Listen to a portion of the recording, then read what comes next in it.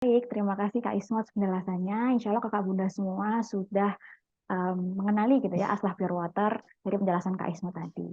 Baik, semakin mendekati acara inti, sebelumnya saya ingin menyapa dulu kepada Ustazah Safira Yunita. Tadi sepertinya sudah melihat ada di Zoom. Assalamualaikum Ustazah, apakah sudah stay di Zoom? Waalaikumsalam warahmatullahi. Masya Allah. Mana Ustazah kabarnya? Alhamdulillah baik. Alhamdulillah. Insya Allah kakak bunda semua, siang hari ini kita akan bersama Ustazah Safira untuk membahas tema yang diangkat di ASC kali ini. Baik, bisa next slide. Nah, ini sedikit ada CV dari Ustazah Safira Yunita, yaitu terkait dengan riwayat pendidikan dan aktivitas beliau. Akan saya bacakan sedikit, yaitu untuk riwayat pendidikan, beliau pernah mengenyam pendidikan di SMA N1 Yogyakarta, kemudian S1 Teknik Mesin UGM, kemudian BMAS IOU, yaitu Bridge to Master of Art Islamic Studies di International Open University, kemudian Akademi Safiratul Islam Indonesia, kemudian kampus Tahfidz YPIA, kemudian Ma'had Al-Ilmi YPIA, dan Ma'had Ali bin Abi Thalib UMY. Kemudian aktivitas beliau adalah sebagai owner Sinware, kemudian wakil direktur PT Salamah Farhah Tour Travel, yaitu Safar Tour and Travel, kemudian menulis artikel di Buletin Zuhairah, muslimah.or.id, ummiummi.com, dan blog pribadi, dan yang terakhir menulis buku Ada Apa Dengan Tajwid dan The World of Marriage. Kemudian jika kakak bunda ingin lebih mengenal Ustazah Safira, kita bisa main-main ke Instagram beliau, yaitu ada di alfawaid.com yang tertera di slide. Baik, tanpa menunggu waktu lebih lama, mungkin bisa saya persilakan kepada Ustazah Safira untuk memulai materi pada siang hari ini. Tafadhol Ustazah.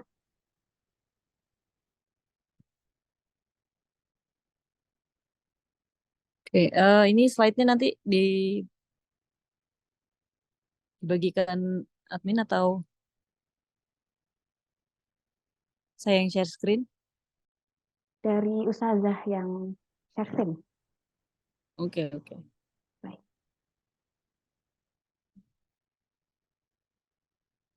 Hmm.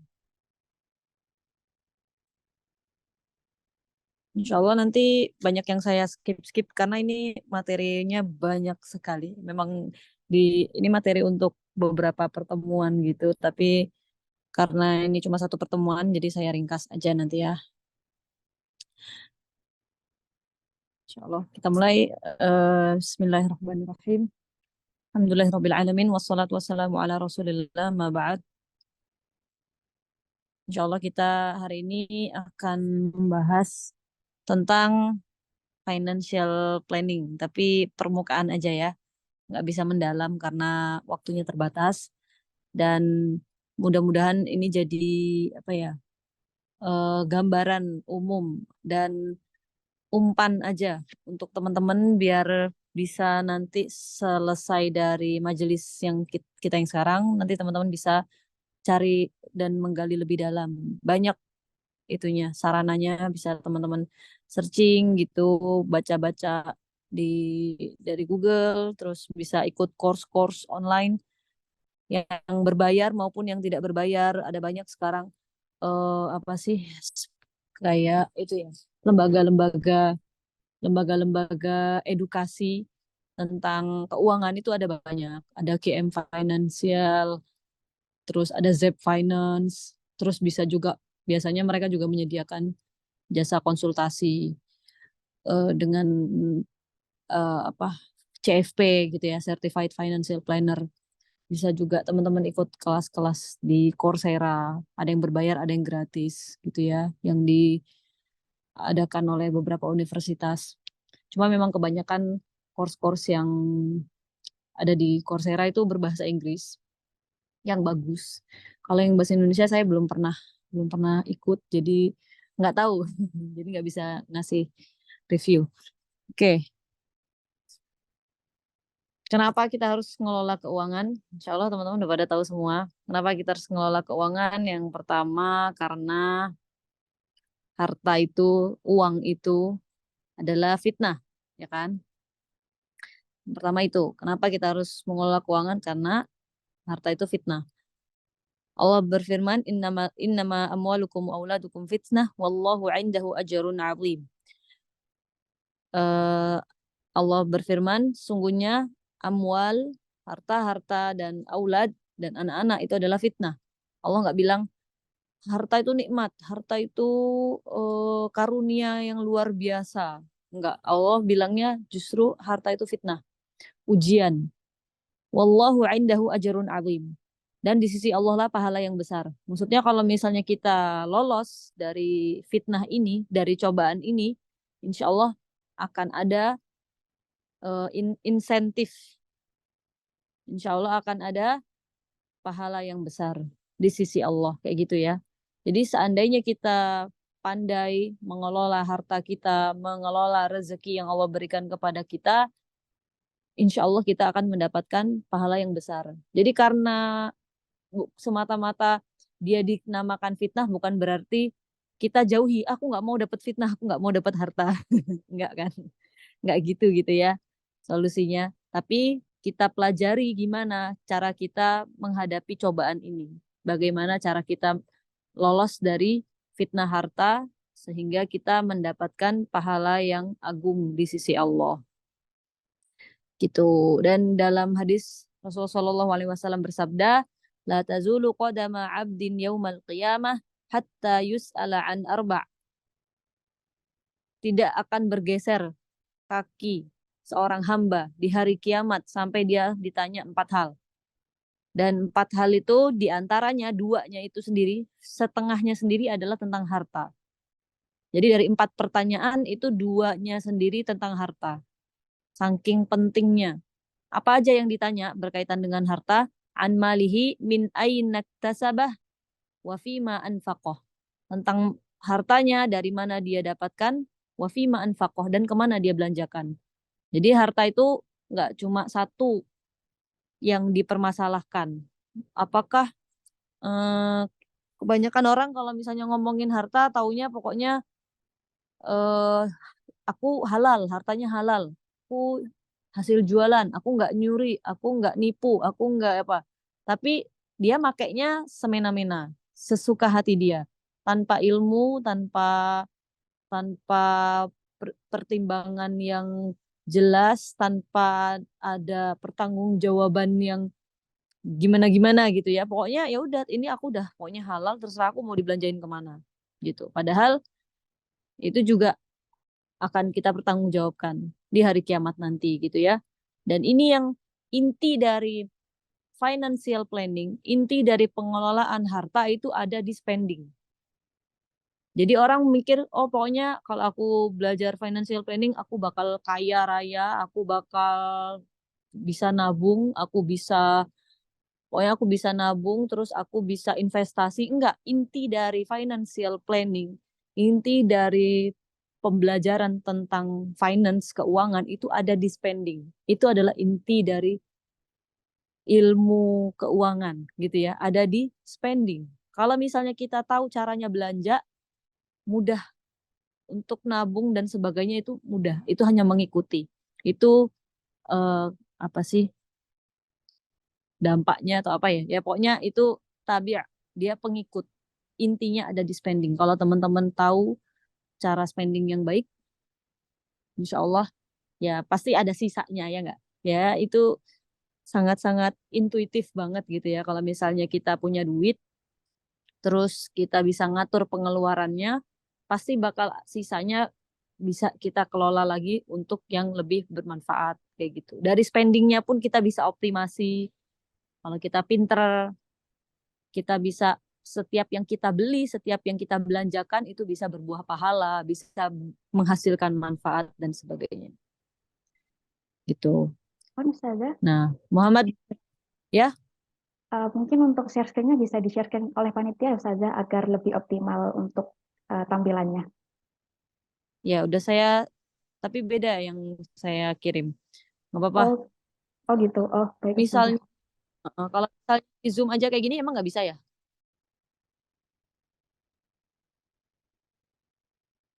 Eh, kalau yang di laptop sepertinya kurang optimal gitu Ustazah. Kalau yang di HP Apa bisa ya? di zoom ya. Kalau ini udah saya rotate, ngaruh nggak? Nggak ngaruh ya? Soalnya ini filenya berat, Oh, dikirim di sudah saja, WhatsApp. Oh, udah. sudah rotate. Ya, baik, terima kasih Ustazah. Ya, ya, saya lanjut ya. Nah, Muhammad bin Al-Yaman berkomentar tentang dunia, misalnya tentang harta gitu ya. Halaluha hisabun wa haramuha adabun. Kenapa kita tuh begitu harus care itu sama apa tentang harta kita, kayak dari mana dapatnya, buat apa hartanya gitu ya? Karena halalnya harta yang halal aja dihisap gitu, apalagi haramnya gitu ya. Yang halal aja harus dipertanggungjawabkan, apalagi lebih-lebih lagi yang haram. Selain kita harus jawab pertanyaan Allah, nanti dua pertanyaan itu, dua item ini kelihatannya sederhana, oh cuma ditanya dari mana dapatnya, tapi Kak, bayangin kalau setiap sennya ditanya. Ada orang yang punya harta 5.000 rupiah. 5.000 rupiah itu berapa? 5.000 sen ya. 5.000 maksudnya 5.000 kali berapa gitu. Nah itu ditanya setiap sennya dari mana dapatnya, kemana belanjanya. Bayangin. Nggak mungkin orang hidup berpuluh-puluh tahun hanya punya 5.000 rupiah. Semiskin-miskinnya orang di dunia ini pasti kalau diakumulasi dari dia lahir sampai dia meninggal, harta yang dia pakai itu sangat-sangat banyak dan itu harus dipertanggungjawabkan semuanya. Kalau halalnya aja kita repot, udah bikin kita repot, apalagi kalau yang haram gitu ya. Repotnya berlipat-lipat. Makanya kita penting banget belajar tentang harta, bukan cuma gimana cara dapatnya, kita belajar fikih muamalah, gimana caranya kita mendapatkan harta yang halal, terbebas dari riba, terus kita gimana caranya jangan sampai terkena gharar, terus jangan sampai kita misalnya berbuat zalim dari harta kita dapatnya tuh dengan cara yang zalim gitu. Itu nggak cukup ternyata gitu ya, karena yang akan dipertanggungjawabkan juga nanti kemana belanjanya. Dan ini bisa kita dapatkan ilmunya itu di financial planning gitu. Jadi mudah-mudahan kalau kita belajar, kita luruskan niat. Sekarang kita luruskan niat ya, yang tadinya niatnya oh aku belajar biar biar makin cuan, biar makin sugih. Enggak, belajar financial planning itu enggak akan bikin kita sugih, cuma bikin kita wise, bikin kita aware gitu. Kemana uang kita selama ini, dari mana dapatnya juga gitu. Tapi yang bikin kita kaya itu sikap ya. Yang bikin seseorang kaya itu sikap. Bukan cuma ikut kelas kayak gini terus jadi kaya, enggak. Kemudian harta tadi fitnah. Sekarang harta itu di dalam Al-Quran disebut dengan qiyam. Wala tu'tus sufaha'a amwalakum allati ja'alallahu lakum qiyama. Harta dijadikan Allah sebagai qiyam. Di Al-Quran disebut dengan namanya qiyam. Qiyam itu diambil dari kata qoma yakum, qoma yakumu. Qoma artinya menopang. Jadi harta itu sesuatu yang menopang. Menopang apa? Menopang hidup kita. Ya enggak? Nah, karena dia itu penopang kehidupan kita, tiangnya kehidupan kita. Tanpa harta kita nggak bisa sekolah, tanpa harta kita nggak bisa beli makan, kita nggak bisa beli mukena buat ibadah, kita nggak bisa umroh, kita nggak bisa haji, nggak bisa zakat. Sehingga dengan adanya harta, kita punya tanggung jawab untuk mengatur gitu ya pengeluarannya itu sehingga harta itu dapat menjadi sebagaimana mestinya fungsinya dia. Fungsinya dia sebagai penopang. Ya udah, kita atur gimana caranya biar harta tersebut berfungsi sebagai penopang hidup kita. Bukan sebagai jadi hartanya ditimbun-timbun-timbun doang. Tapi nggak umroh, nggak haji, padahal dia udah mampu gitu ya. Nah itu namanya nggak sesuai sama tujuan utama Allah tadi ngasih harta ke kita. Kita Allah jadikan sebagai penopang kehidupan. Dan di sini Allah bilang, wala tu'tus sufaha. Dan jangan kamu kasih harta itu ke orang-orang yang safih. Safih itu orang yang bodoh. Orang yang bodoh, orang yang nggak tahu caranya mengelola harta.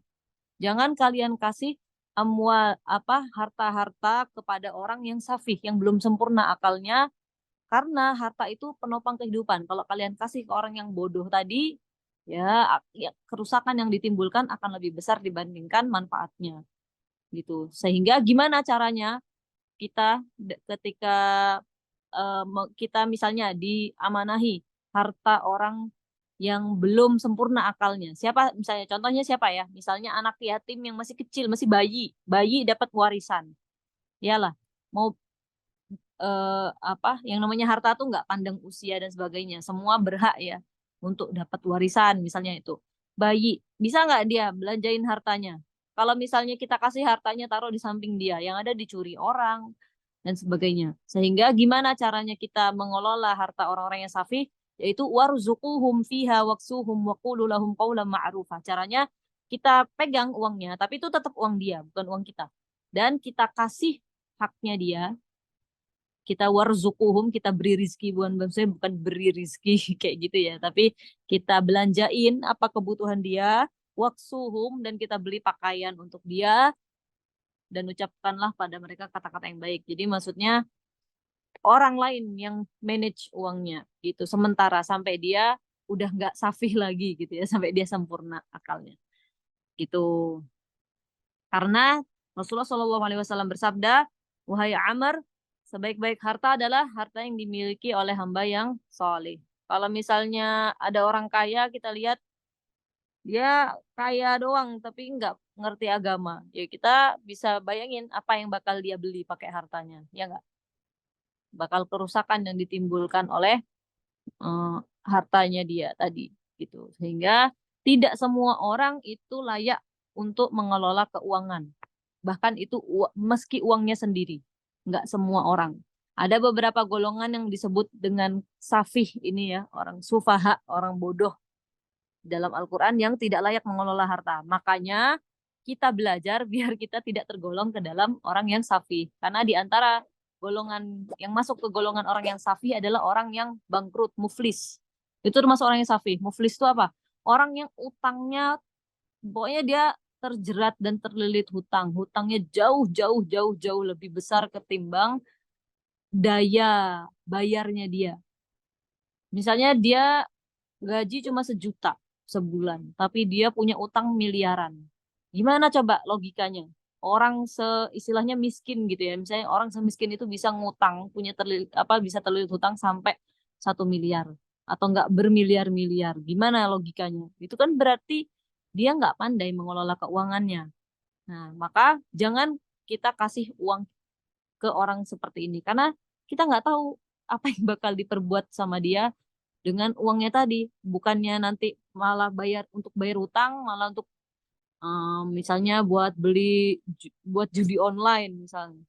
Ya karena tadi dia safih, dia tergolong orang yang tidak layak untuk dipegangin harta. Makanya kita belajar agar kita tidak termasuk ke dalam golongan tersebut. Kemudian harta juga di dalam Al-Quran disebut dengan al-khair. Wa innahu lihubbil khairi lasyadid. Di dalam tafsir ketika Allah menyebutkan khair, al-khair di sini maksudnya adalah harta. Artinya di surat Al-Adiyat, dan sesungguhnya dia sangat bakhil karena cintanya kepada harta gitu ya. Gitu.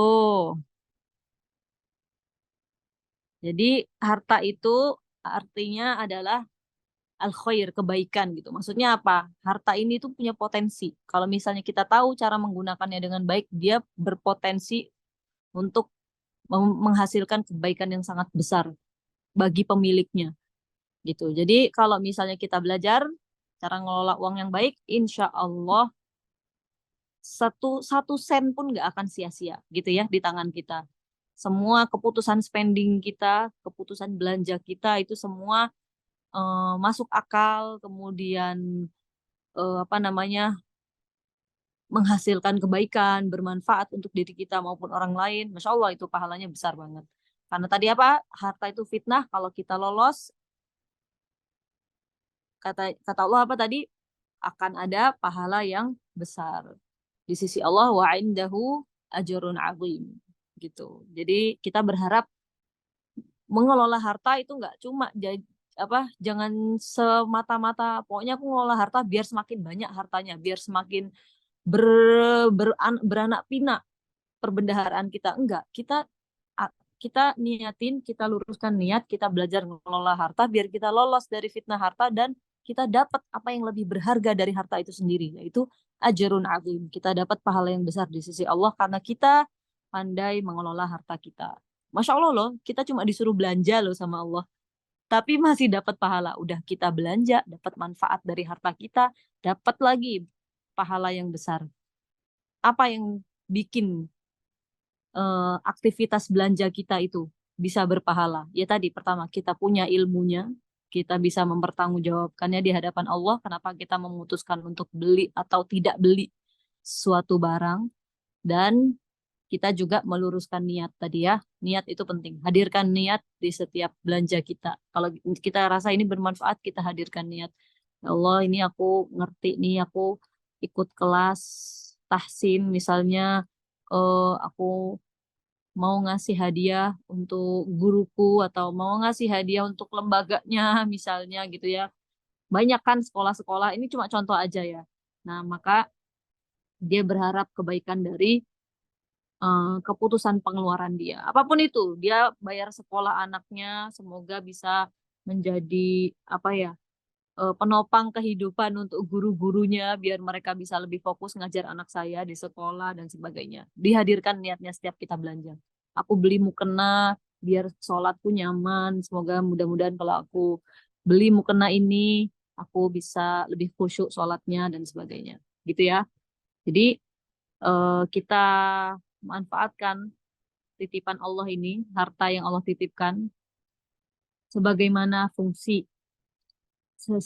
sebagaimana fungsi yang Allah sarankan. Apa tadi, dia jadi sarana kebaikan, dia jadi taimah, tayaman, tayam gitu ya, dia jadi penopang kehidupan gitu. Jadi benar kata Rasulullah, taruh harta itu jangan di hati kita, tapi digenggam sesuai dengan fungsinya. Kita belanjakan, bukan di hati untuk diagung-agungkan, dicintai banget gitu ya di dalam hati kita.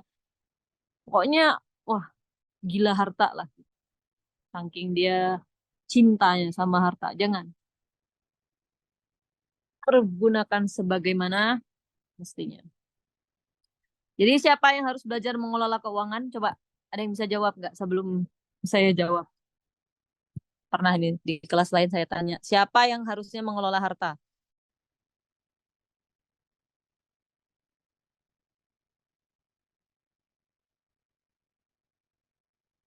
Ada yang jawab? Boleh kan? Ini siapa aja boleh jawab kan ya? Silakan dibuka aja mikrofonnya kalau mau. Siapa yang harusnya mengelola harta? Izin menjawab, Ustazah. Ya, Setiap manusia yang berakal dan balik. setiap manusia yang berakal dan balik. Berarti syaratnya harus balik gitu ya? Ya, Syaratnya. Berarti kalau misalnya ada anak punya warisan banyak, umurnya masih 12 tahun, belum balik, belum boleh belajar ngelola harta. oh boleh, cuman tidak diserahkan apa namanya semuanya. Jadi harus ada walinya Oh yang gitu. mengatur. Ya, Ya, oke. Ada lagi. Siapa yang harusnya belajar ngelola harta? Setiap orang yang punya uang, Ustazah. Betul. Intinya itu ya. Yang harus belajar ngelola keuangan ya orang yang punya uang. Kalau nggak punya uang, belajar cari uang dulu. Nanti baru habis itu belajar ngelola uang. Gitu ya. Jadi kewajibannya, jatuh kewajibannya itu bagi orang-orang yang punya harta. Gitu. Tapi kalau misalnya dia emang nggak berakal, terus dia, pokoknya nggak berakal intinya kalau dia nggak berakal ya udah memang gugur gitu. Memang dia safih ya, dia safih sehingga harus diwakilkan. Tapi kewajibannya itu jatuh ke setiap orang yang punya harta, yang Allah serahkan harta kepada mereka. Wajib dia belajar untuk mengelola harta, gitu ya. Jadi ini bukan topik yang harus dipelajari oleh para ibu-ibu aja, ibu-ibu rumah tangga, enggak, bapak-bapak juga, gitu. Karena sebaik-baik pengelolaan keuangan keluarga nih ya, itu ya masing-masing gitu. Maksudnya kalau istri punya uang ya istri ngelola uangnya sendiri. Kalau suami punya uang, suami ngelola uangnya sendiri. Kalaupun suami mau nyerahin ke istri juga nggak masalah. Cuma yang paling bagus itu dikelola masing-masing. Terserah apa masing-masing suami istri ini saling tahu atau enggak. Tapi intinya istri tahu uangnya berapa, suami tahu uangnya berapa, hartanya terpisah, pengelolaannya juga terpisah. Karena setiap orang, setiap harta itu ada hak dan kewajibannya masing-masing. Istri kalau punya harta ada apa kewajiban dia untuk zakatnya, warisnya, pakai harta yang dia miliki tadi. Nggak mungkin dia yang meninggal, suaminya yang ngasih warisan. Nggak. Setiap orang punya kewajiban, gitu ya. Punya hak dan kewajiban terhadap harta mereka masing-masing. Gitu. Jadi semua orang itu hendaknya belajar mengelola keuangan kalau emang ada uangnya. Gitu.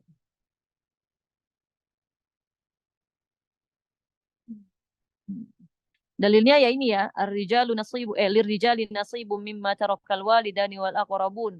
Untuk cowok, untuk laki-laki itu ada bagian dari apa yang ditinggalkan oleh apa namanya? Walidan. Walidan itu kedua orang tua mereka dan aqrabun dan kerabat. Untuk perempuan juga Allah bilang, untuk perempuan juga ada bagian dari yang ditinggalkan oleh keluarganya gitu. Gitu. Jadi karena mereka masing-masing punya jatah dari Allah, punya rezekinya masing-masing ya dikelola lah masing-masing gitu ya. Jadi jangan nggak ada nggak ada gender-genderan di sini. Pokoknya semua orang belajar ngelola harta. Kemudian karena perintah zakat, perintah pokoknya syariat-syariat yang berkenaan dengan harta semuanya jatuh kepada sama laki-laki maupun perempuan. Wa kana ya'muru ahlahu bis salati waz zakati wa kana 'inda rabbih mardiyya. Eh ini apa? Siapa namanya? Ini cerita tentang kelahirannya siapa ya? Cerita kelahirannya Nabi Isa ya. Jadi beliau diperintahkan dan beliau memerintahkan kepada keluarganya dengan sholat dan zakat kayak gitu ya. Jadi nggak memandang gender. Oh hanya yang laki-laki aja yang yang diperintahkan oleh Nabi Isa untuk apa zakat dan sholat. Enggak semuanya. Perintahnya jatuh kepada laki-laki maupun perempuan gitu. Karena kan ada juga kelompok yang kayaknya perempuan itu safih. Jadi perempuan itu digolongkan ke dalam safih gitu ya, tidak layak mengelola harta ada yang seperti itu. Jadi yang mungkin terlalu patriarkinya terlalu tinggi gitu, terlalu gitu yang pokoknya yang berlebihan itu tidak baik. Pertengahan aja kita. Yang terlalu patriarki, jadi pokoknya perempuan itu nggak boleh megang harta, yang perempuan itu nggak layak, nggak boleh tahu eh, tentang nggak boleh terlalu pinter lah soal duit kayak gitu ya kayaknya khawatir banget kalau perempuan itu menguasai tentang keuangan atau sebaliknya ada yang merasa kalau ibu-ibu kaum ibu-ibu bapak-bapak tuh nggak jangan dipegangin harta karena bapak-bapak tuh sukanya kalau belanja boros misalnya saya sering dapat curhatan kayak gitu ya atau enggak biasanya di suatu daerah gitu kadang ada yang memang budayanya mereka itu istri itu megang gaji semua orang tuanya itu ada itu beberapa daerah saya paham banget ada yang kayak gitu jadi saya khawatir malah nanti jadi norma gitu ya oh ternyata perempuan yang hanya perempuan yang berhak megang harta dan ngelola keuangan keluarganya enggak semua laki-laki maupun perempuan hukum asalnya kalau mereka punya harta wajib mereka belajar gimana cara ngelola harta mereka dengan baik gitu. Jadi ini bukan kewajiban berkenaan dengan gender, nggak ada hubungannya. Ini sama seperti perintah sholat dan zakat. Gitu ya. Kemudian kenapa kita belajar ngelola harta? Karena aminu billahi wa rasulihi wa anfiqu. Kata Allah anfiqu. Allah memerintahkan kita untuk berinfak. Berinfak itu bukan sedekah. Anfiqu itu belanjakan.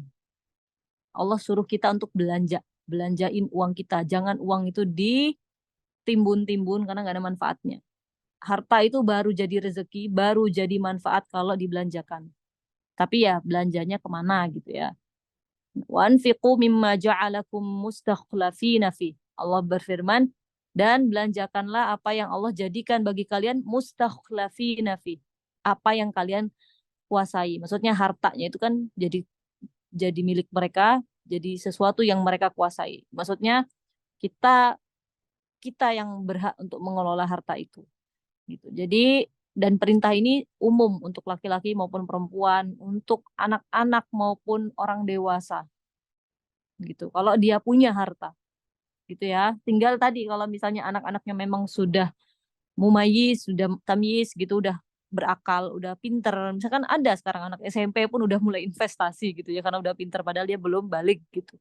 Nah, jadi pokoknya kalau dia punya harta harus belajar.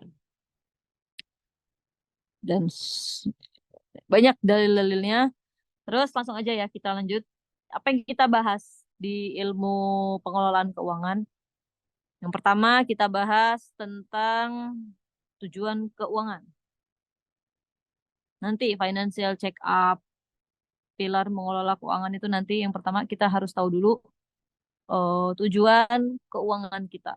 Orang itu hidup harus ada tujuannya. Harus tahu dia tuh niatnya apa sih. Punya duit niatnya apa. Gitu ya. Biar terarah. Kalau orang punya tujuan itu hidupnya lebih terarah. Semua usaha yang dia lakukan dalam hidupnya itu jelas gitu. Manfaatnya apa, resikonya apa, jadi dia bisa bertanggung jawab kalau misalnya ditanya. Langsung aja lah. Nah, sebelum kita menentukan tujuan keuangan, kita kenali dulu istilah-istilah dalam keuangan gitu ya. Yang pertama inflasi. Inflasi insya Allah udah pada tahu ya, inflasi kenaikan harga barang dan jasa secara umum. Terus menerus dalam jangka waktu tertentu. Setiap tahun biasanya dihitung per tahun inflasi tahunan.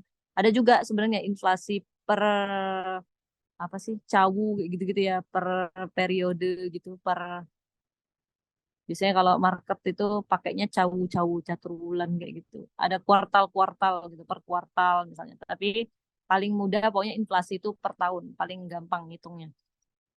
Kenaikan harga misalnya uang sekolah tahun ini harganya 1 juta, uang sekolah anak SPP maksudnya 1 juta.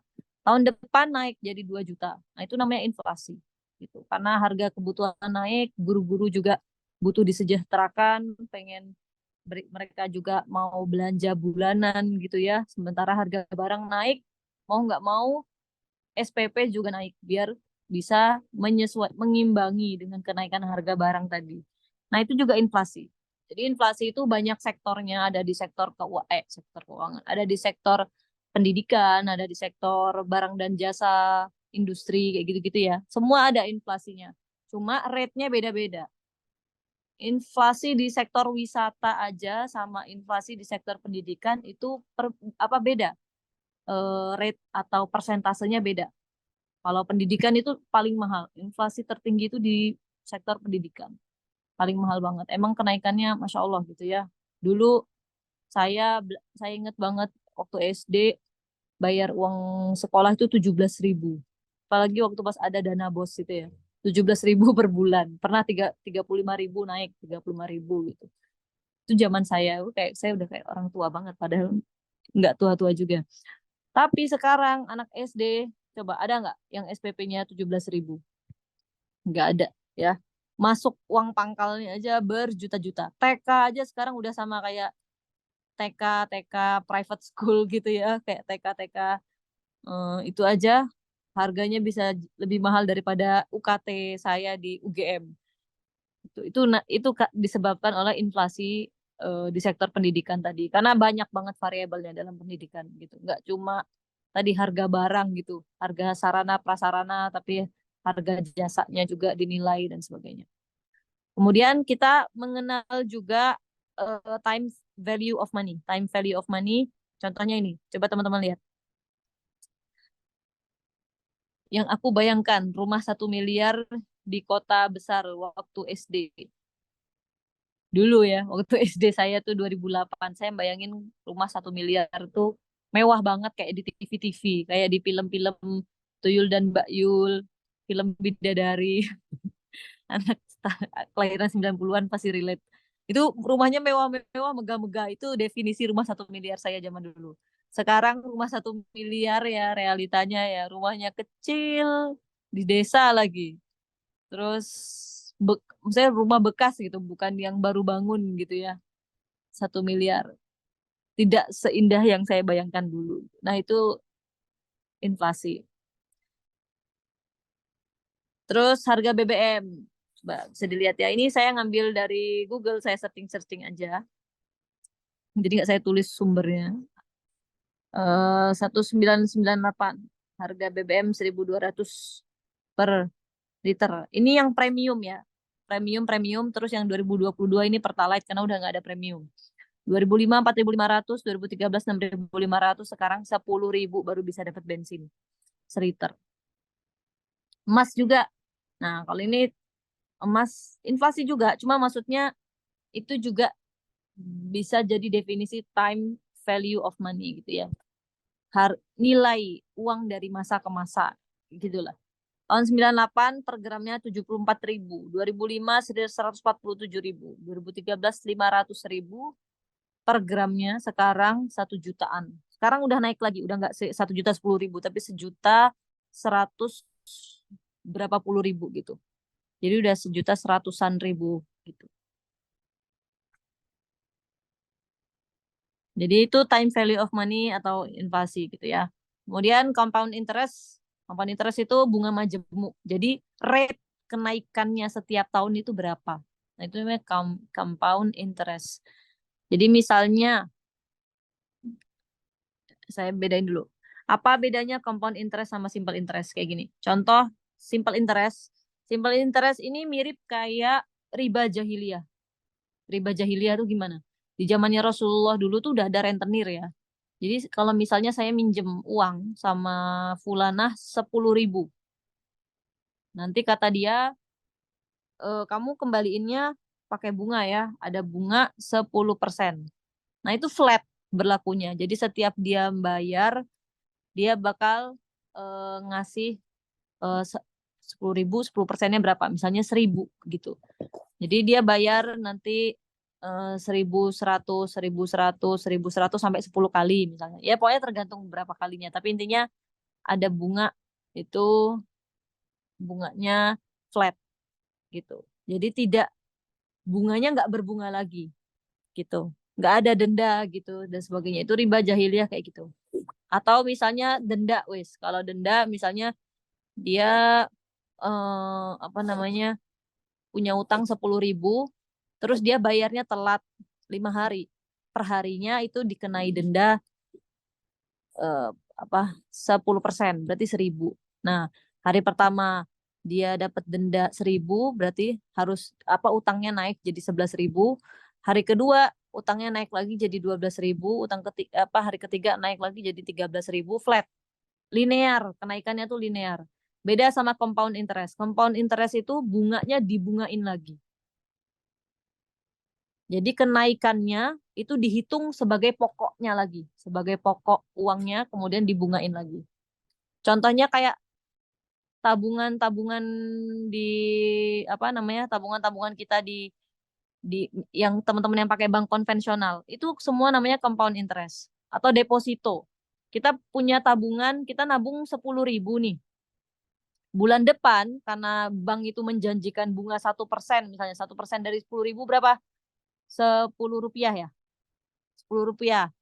Bulan depan naik uang kita dengan sendirinya tanpa kita berusaha, tanpa kita kerja, tanpa kita dapat transferan.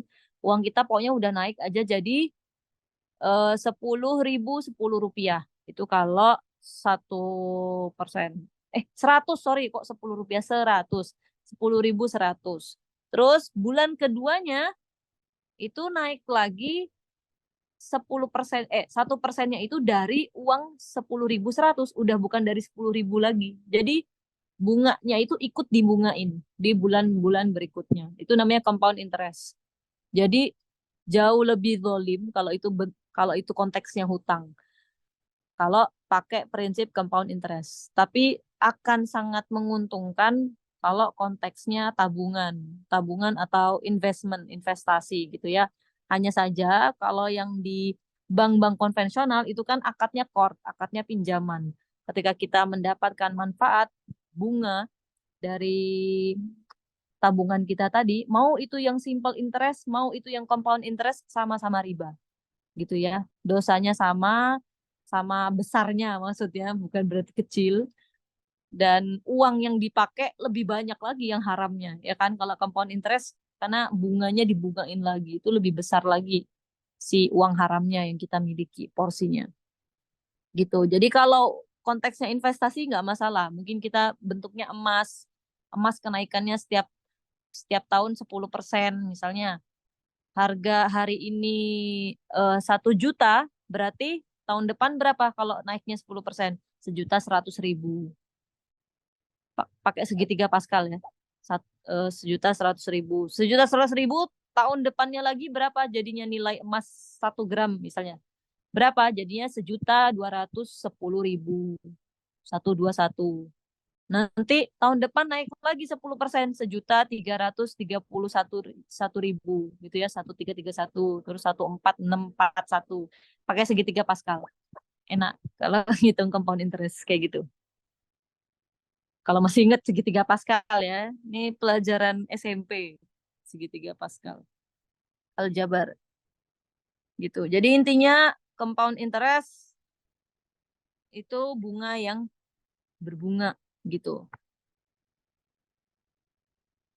Nah, baru kita masuk ke cara membuat tujuan atau target keuangan. Jadi sebelum kita nabung, bedain orang yang nabung tanpa tujuan sama orang yang nabung jelas tujuannya. Orang yang nabung tanpa tujuan, ya udah dia cuma nabung-nabung aja 1.000, 1.000, 1.000. Dia nggak tahu tuh kapan nyampenya, kapan duitnya terkumpul, apa yang bisa dibeli pakai uang yang sudah susah payah dikumpulkan, ya nggak jelas gitu. Jadi hidupnya cuma ngalir aja, nabung 1.000, 1.000, 1.000, nggak tahu buat apa. Ya udah cuma nimbun uang aja itu namanya. Tapi kalau kita udah punya target atau punya tujuan sejak awal, insya Allah setiap usaha tiap bulannya itu udah jelas ada pahala atau enggaknya di situ. Tergantung tujuan finansialnya. Misal, saya dari tahun 2015 sudah berniat menabung untuk haji tahun 2050 misalnya. Lama banget ya. Ya itulah haji reguler. Misal. Nah, ketika saya setiap bulannya nyetor menambah nominal tabungan saya bisa ngadirin niat aja, ya Allah ini aku nyetor lagi buat haji, ya Allah aku nyetor lagi buat haji. Itu udah jadi pahala. Itu orang yang punya tujuan finansial tuh kayak gitu keuntungannya.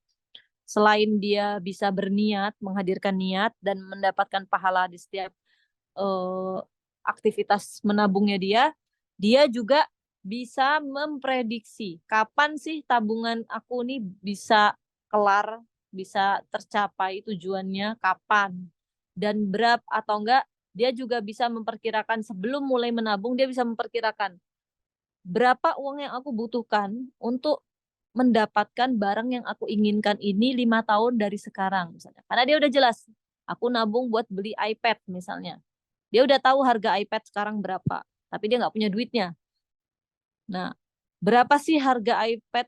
Misalnya dia tahu nih kemampuan nabung dia tuh sekitar 200.000 per bulan misalnya. Akan berapa lama dia bisa nabung 200.000 per bulan sampai dia bisa beli iPad-nya di berapa tahun dari sekarang gitu. Dia bisa memprediksi harga iPad di saat uang dia terkumpul itu berapa dan sebagainya. Jadi powerful banget kalau kita ngerti time value of money dan sudah apa namanya mengset sudah menetapkan tujuan finansial kita gitu. Nah, caranya gimana? Cara menentukan tujuan finansial yang kita butuhkan pertama adalah judul. Judul tujuannya apa? Aku nabung untuk haji. Paling gampang lah. Pokoknya di sini insya Allah semuanya muslim. Jadi gampang ya ngasih contoh. Haji. Haji tahu dong harganya sekarang dan di sekarang berapa? Harga haji sekarang itu misalnya haji furoda ya. Haji furoda itu 26.000 tuh paling murah. Karena yang lain saya tahu tuh kayak Jejak Imani 40.000 yang hajinya Salim Afila. Bayangin 600 juta haji doang, Bos. Terus haji di Ustadz Khalid Basalamah sama 500-an sampai 600-an, 650 juta apa ya. Ya pokoknya 40.000, 30.000 ke atas lah kalau mau yang VIP, VIP kayak gitu. Tapi yang paling murah ada haji furoda yang murah-murah itu 26 ribuan. Atau 25.000 gampang yang ngitungnya. 25.000 kali 15.000 berapa? 25 kali 15 berapa guys? 300-an juta ya. 300-an juta. Berapa sih? 25, 325 juta. 325 juta itu termurah. Termurah haji furoda tahun ini. Nah, terus kita udah mikir nih. Kayaknya dengan gajiku sekarang aku nggak mampu nabung banyak-banyak. Ya udahlah, aku targetin pengen haji furodanya tahun 2040. Sekarang 2023, berarti 17 tahun dari sekarang, ya nggak? Nah, kita bisa ngitung dengan rumus time value of money yang tadi, yang saya lewatkan, karena teman-teman bisa pakai kalkulator. Eh, dengan kita pakai kalkulator atau masukin ke rumus time value of money tadi, kita bisa memprediksi harga haji furoda 17 tahun dari sekarang dengan modal harganya yang di tahun ini. Tadi 25.000 misalnya tahun ini ya. Ya udah dikali aja masukin ke rumusnya, nanti akan ketemu 17 tahun lagi harganya sekitar misalnya 70.000 misal, taruh lah. Misal, saya belum ngitung sih. Coba deh ngitung. Saya share screen ya, saya keluarin ini bukunya, buku. Terus, bentar. Saya stop share, sekarang saya mau share screen.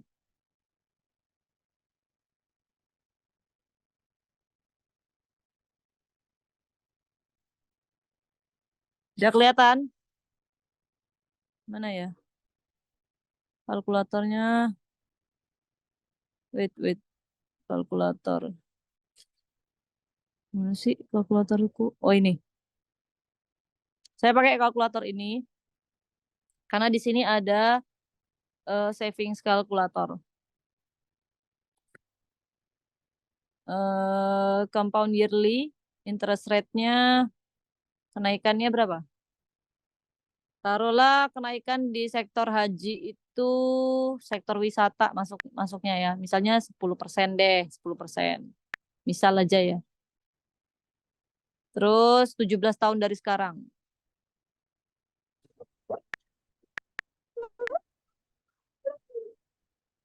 Deposit amount sekarang harganya berapa? Sekarang harganya 25.000. Kita pakai dolar ya. USD.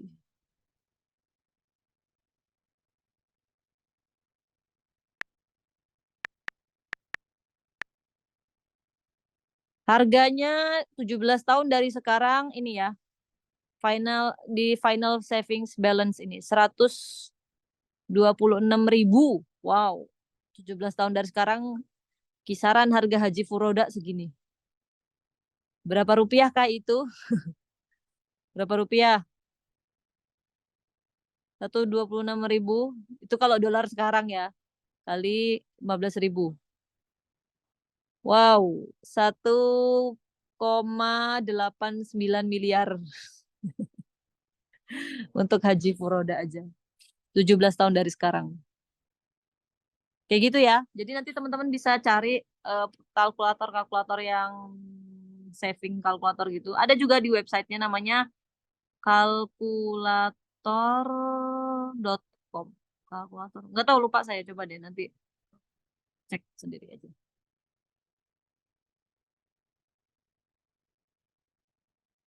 Gitu. Jadi bisa di-download di App Store atau Play Store. Terserah kalian pakai HP-nya apa, nanti download aja ada. Jadi mahal, memang mahal. Sekarang aja udah mahal gitu ya. Makanya Gen Z diprediksi tidak bisa membeli rumah. Kan ada tuh konten-konten sekarang berita-beritanya. Pokoknya Gen Z diprediksi nggak bisa beli rumah. karena harganya yang udah terlalu nggak masuk akal, sementara Gen Z sulit menabung ya. Kalau mengingat gaya hidupnya Gen Z kayak apa? Gen Z, nyebutnya Gen Z kayak gitu. Nah, jadi gimana caranya bikin tujuan finansial? Kita punya judulnya, apa yang mau kita nabung buat apa, terus harganya sekarang tuh berapa, sehingga kita bisa prediksi harga di masa depan, kemudian jangka waktunya.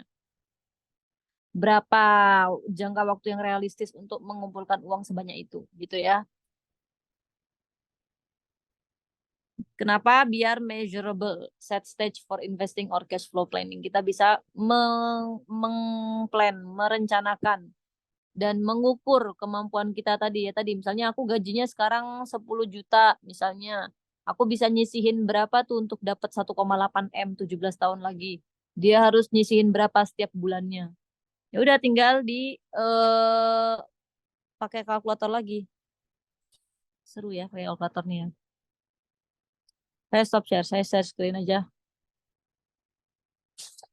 Penting ya belajar praktek. Tujuan dari belajar ilmu tuh belajar tuh apa? Ya biar bisa diamalin, biar bisa dipraktekin, biar teman-teman nggak nanya-nanya terus. Dikit-dikit nanya, Mbak, kalau ini berapa? Kalau kayak gini berapa? Lelah yang ditanya. Jadi teman-teman bisa ngitung sendiri. Tadi contoh misalnya 1,8 M ya, 1,8 miliar. Teman-teman bisa nabung itu berapa? 17 tahun. 17 kali 12. Berapa? 204 bulan. Misalnya kemampuan nabung kita itu aslinya adalah 2 juta, misalnya 2 juta. Kali 2 juta. Kita bakal dapat uang 408 juta doang. Kalau nabungnya 2 juta gitu. Di 17 tahun dari sekarang. Kurang, masih kurang. Harusnya berapa tadi? 1,8 M.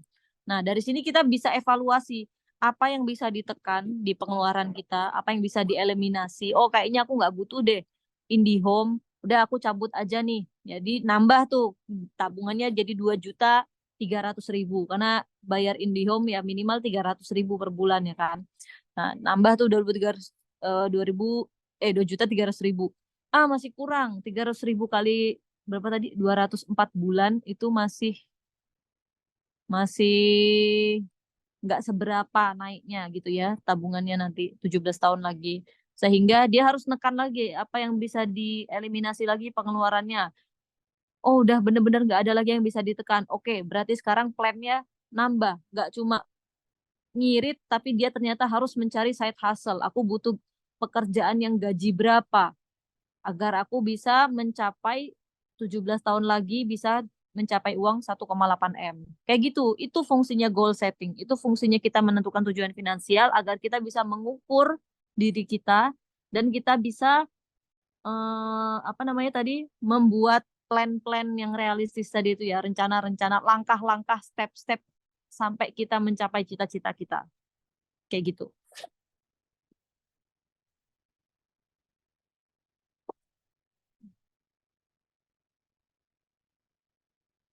Sebentar ya. Saya share screen lagi. Oke, lanjut ya. Nah, terus selain haji, kita nabung bisa buat apa aja nih? Nah, pertama, yang penting itu dana darurat ya. Yang penting itu adalah kumpulin dana darurat 6 kali sampai 12 kali biaya hidup bulanan. Contoh-contoh, misal saya single, saya jomblo. Biaya hidup saya sebulan itu kalau sama ngekos dan sebagainya misal ya. Ini misalnya saya nggak tahu karena nggak pernah tinggal sendiri jomblo gitu, nggak pernah. Jadi mungkin salah. Misal 2 juta, udah sama kos, udah sama bensin, udah sama makan, misalnya 2 juta. Berarti dana darurat minimal yang harus saya siapkan itu sebanyak 12 juta. 12 juta. Karena biaya hidup saya pokoknya 2 juta. Terus sekarang saya udah nikah nih. Saya udah nikah, biaya hidup bulanan saya pribadi ketika setelah menikah 3 juta. Ternyata malah nambah gitu ya, 3 juta. Berapa dana darurat yang harus saya siapkan untuk sekaligus untuk suami saya. Misalnya kami mau menyiapkan dana darurat tabung bersama, misalnya nabung bersama di satu rekening gitu, harus ngumpulin berapa banyak yang untuk mencukupi 2 orang. Maka dikali jumlah kepala.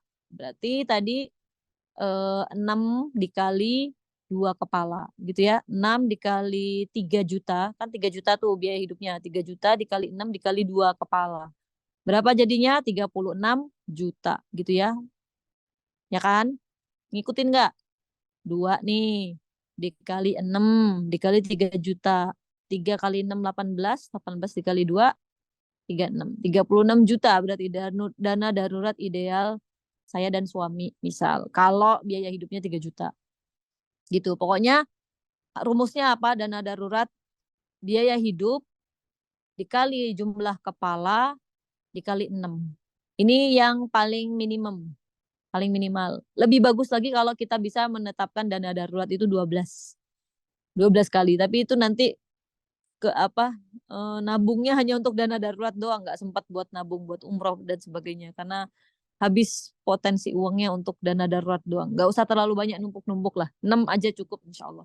Gitu. Jadi nanti kalau udah terpenuhi langsung bisa move on, bikin tabungan lagi tujuan finansialnya untuk haji atau umroh gitu ya. Udah Ustazah, terkumpul nih buat ya.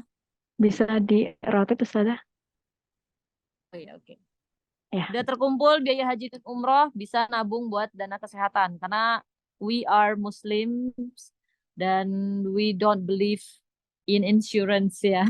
Karena itu goror. Kecuali kalau misalnya asuransinya preminya 0 rupiah gratis alias hadiah dari pemerintah benar-benar 000 semua warga gratis tidak bayar apapun terus mereka bisa memanfaatkan fasilitas kesehatan secara gratis. Itu nggak masalah lah. Tapi ini kalau misalnya yang secara apa namanya? Willingly apa sih namanya? Istilahnya bahasa Indonesianya apa sih? Dengan sukarela. Nah, saya dengan sukarela dia mendaftar asuransi yang udah jelas goror gitu ya, yang jelas gambling. Karena nggak ada orang yang ngarep sakit gitu. Terus kita juga nggak ngarep klaim-klaim dana-dana yang apa untuk perawatan yang ngeri-ngeri gitu ya penyakitnya ya nggak. Jadi kayak kita nabung kalau nggak dipakai itu kan gambling kayak gitu. Karena kita nggak pernah ngarep gitu. Tapi kita jaga-jaga gitu. Kita gambling kalau misalnya aku sakit, aku bisa dapat untung karena klaimnya bisa lebih besar daripada apa yang aku bayarkan, daripada preminya. Itu gambling namanya. Gitu. Jadi kita mending nabung sendiri dana kesehatan kita gitu ya. Itu yang paling wise, yang paling aman ya, paling aman pokoknya.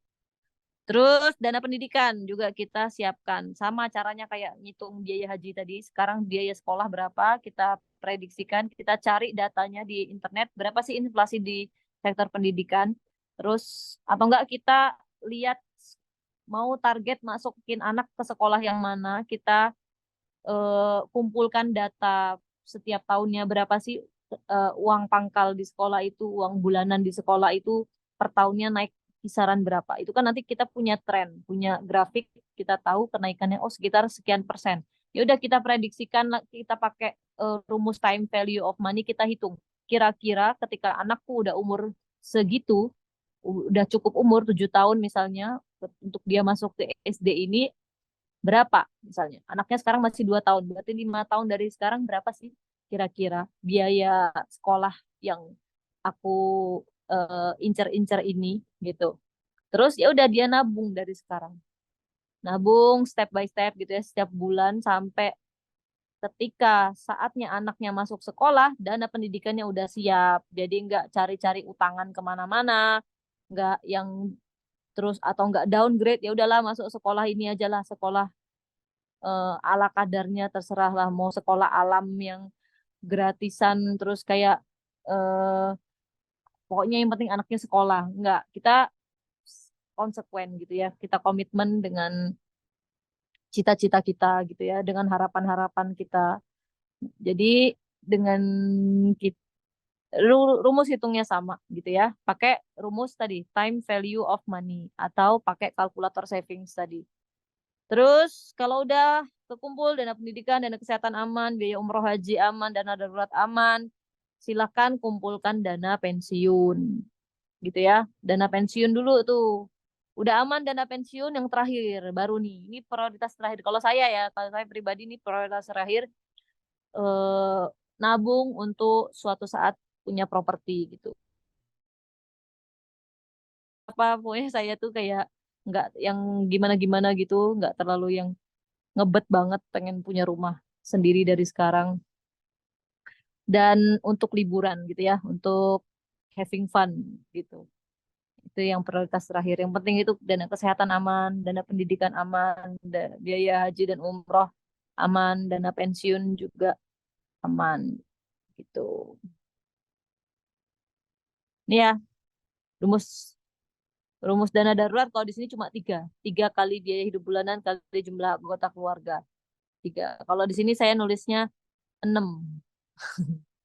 Ya ini lebih aman yang 6. Kalau 3 itu soalnya apa sih tujuan dana darurat itu? Tujuannya adalah ketika kita hilang pendapatan kita selama 6 bulan, tadi kalau rumusnya 6 bulan, itu kita aman itu. Nggak perlu minta-minta, nggak perlu ngemis-ngemis, nggak perlu merendahkan harga diri kita, dan kita bisa menopang hidup kita sembari mencari penghasilan yang baru, mencari mata pencaharian baru. Sementara kalau 3 bulan itu kayaknya kalau nyari kerja zaman sekarang belum tentu dapat gitu ya. Jadi mungkin yang lebih aman 6, 6 bulan, 6 kali gitu. Terus rumus target finansial ini rumusnya. Future value, present value. Ini ada di buku saya, di buku TWOM. Kemudian financial check up. Apa yang harus dicek? Pertama, audit berapa sih aset yang kita miliki. Misalnya punya rumah, punya mobil, punya motor, punya apa? Mesin cuci dan sebagainya. Itu kita audit nilainya berapa. Dia memang terdepresiasi ya. Beberapa aset itu harganya selalu turun. Contohnya mobil. Beli buka bungkus itu 250 juta, baru besoknya setelah buka bungkus langsung turun jadi 230 juta. Kalian jual ke showroom manapun nggak ada yang mau beli harga pas masih dia bungkusan gitu. Itulah dunia gitu ya. Dia adalah aset yang terdepresiasi. Maksudnya harganya senantiasa turun. Beda sama aset-aset yang investasi kayak emas, yang harganya selalu naik, properti itu harganya naik terus gitu. Jadi ya nggak usah terlalu berlebih-lebihan lah soal apa namanya gadget atau kendaraan karena harganya turun terus gitu. Tapi itu penting tetap diaudit, di list, didaftarkan. Terus kita cek nilainya setiap tahun berapa, apa fungsinya kita mengaudit aset kita. Kalau misalnya kita punya hutang nih, terlilit hutang dan kita pengen terbebas satu persatu, ya udah kita bisa jual aset-aset tadi kalau kita tahu nilainya gitu ya, tanpa kita ngutang lagi. Maksudnya menutup hutang dengan hutang yang lain. Itu namanya bunuh diri gitu. Jadi audit aset itu penting. Terus berikutnya kita audit juga hutang-hutang atau kewajiban kita. Cicilan-cicilan kita setiap bulan tuh apa. Misalnya yang kalau punya utang ya udah dicek ya utangnya apa. Oh, dia ada kredit ini dicek berapa cicilannya setiap bulan. Syukur-syukur dia bisa ngelunasin duluan gitu ya. Apa yang bisa dibebasin dulu. Nah, kalau nggak bisa ya udah cicilan per bulannya berapa dicatat. Terus kewajiban dia, kewajiban itu contohnya biaya yang flat, yang rutin setiap bulan itu selalu muncul dan harganya itu bisa diprediksi. Misalnya eh, apa tagihan telepon pasca bayar. Misalnya saya pakai Halo nih, udah kan bisa dilihat gitu ya di My Telkomsel. Nanti muncul, oh kayaknya akhir bulan ini karena dia ada pajaknya PPN 11%, saya bisa tahu oh, akhir bulan ini pemakaian saya misalnya 300.000, 500.000. Itu saya catat masuk ke kewajiban gitu ya. Kewajiban itu termasuk utang. Kalau nggak dibayar saya ngutang karena saya udah make manfaat dari eh, jasanya, teleponnya, internetnya dan sebagainya. Terus misalnya listrik itu juga kewajiban. Gitu. Walaupun harganya bisa naik turunnya agak terlalu susah prediksi detailnya ya. Tapi itu harus dicatat gitu. Kewajiban kita setiap bulannya apa. Terus misalnya PBB tahunan kalau punya rumah. Kalau punya kendaraan, pajak kendaraan. Ini walaupun kita tahu pajak itu namanya dipalak, dirampas gitu, tapi karena kita hidup di negara yang belum melek agama, ya udah mau nggak mau kita bayar gitu. Walaupun tetap di dalam hati kita menolak adanya pajak, maksudnya kita tahu haram kalau pajak itu haram, sehingga kita juga nggak bakal silau dengan kekayaan orang-orang pajak. Kita nggak iri sama mereka karena itu harta yang kobih gitu ya, harta yang nggak layak untuk diidam-idamkan lah gitu.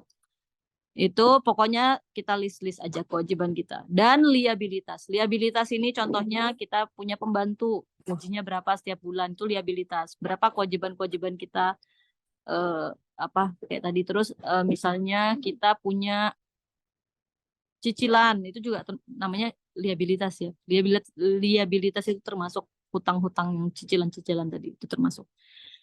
Gitu. Itu yang pertama. Kemudian baru kita list pengeluaran bulanan. Apakah nanti hasilnya ketika di total-total makan berapa, sabun, terus transport, bensin, dan sebagainya itu kan nggak flat ya, berubah-berubah terus karena situasi juga berubah gitu. Itu nanti dicek ketika di total apakah besar pasak daripada tiang, apakah ternyata selama ini gaya hidup kita itu terlalu tinggi, padahal pendapatan kita tidak setinggi itu gitu. Nah, itu kita cek ketika kita kurangin surplus atau defisit gitu ya. Kemudian kita evaluasi dan kita tarik kesimpulan dan cari solusinya. Yang penting ada solusi. Contohnya ini saya udah bikin di Instagram ya, nanti cek aja cara ngecek Afwan, keuangan Ustazah. kita sehat. Ya, Untuk waktunya kurang 5 menit lagi ya Ustazah. Terima kasih. ya oke. Ya ini ya caranya. Pokoknya jumlah pemasukan dikurang jumlah pengeluaran. Kalau defisit, ya itu harus ada yang perhatikan dari pengeluarannya dan sebagainya. Ya, udah saya lewatin aja nanti baca sendiri. Nah, tadi ya inti dari perencanaan finansial itu ada di spending, ya kan? Itu ada di spending. Jadi yang harus kita pelajari adalah ini keyword-keywordnya aja, nanti teman-teman bisa gali lebih dalam sendiri. Yang pertama, menentukan prioritas.